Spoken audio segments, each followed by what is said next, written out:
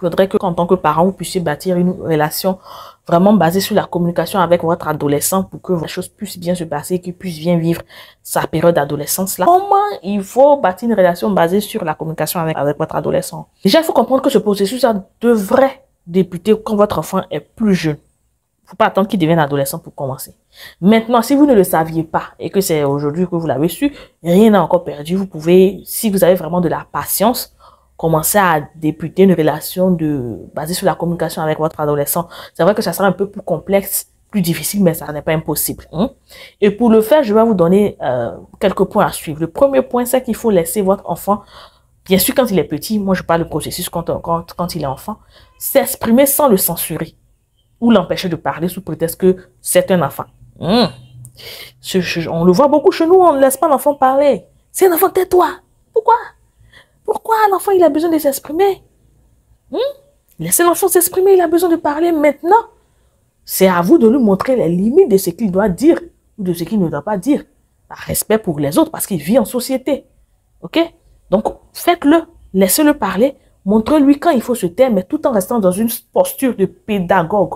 C'est-à-dire que vous n'êtes pas là pour le juger, pour crier partout, mais pour lui apprendre dans la douceur. Maintenant, s'il faut être ferme, vous allez aussi être ferme.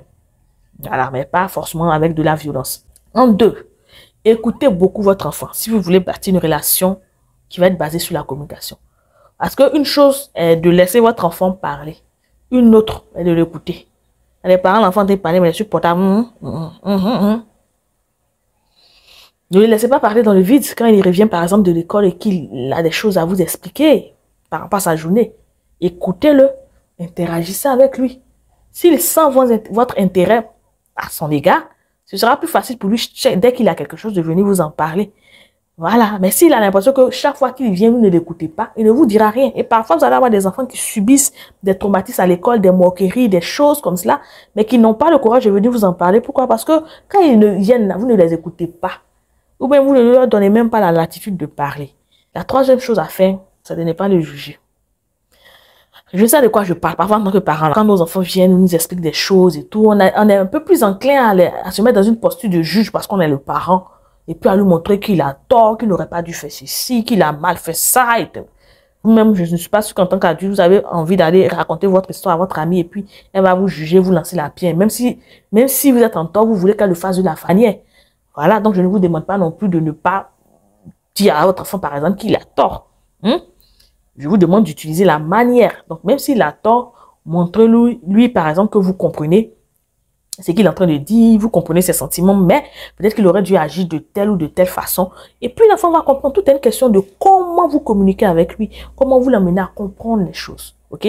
C'est pas partout qu'on doit se mettre dans la posture de je suis le parent. La quatrième chose à faire pour bâtir une relation basée sur la communication avec votre adolescent, c'est de lui accorder du temps. Ça, c'est tellement logique. Si vous n'avez jamais du temps pour votre enfant, et que vous lui dites chaque fois qu'il veut vous parler, bon, on en reparlera plus tard, bon, je suis occupé, bon, tu me fatigues. Il va perdre l'enthousiasme de venir vous parler. Pire, il risque de se sentir rejeté par vous. Donc, même si vous n'avez pas toujours le temps, vous êtes super occupé, même si vous n'êtes pas présent, dès que vous avez un peu de temps à passer avec lui, que ce soit au téléphone ou ce que vous voulez, posez-lui des questions par rapport à ce qu'il vit et tout. Et puis après, soyez à l'écoute. Montrez-lui de l'intérêt. Vous allez voir qu'il sera un peu plus enclin à venir vous parler. OK? Enfin, la cinquième chose à faire, c'est de bâtir une relation de confiance. C'est bien de l'écouter, c'est bien de ne pas le juger, c'est bien de lui accorder du temps, mais c'est encore mieux de bâtir une relation de confiance. Parce que si vous partez répéter aux autres, à tous les membres de la famille, nous on le fait. Moi je l'ai fait avec l'adolescente dont je parle, je sais de quoi je parle.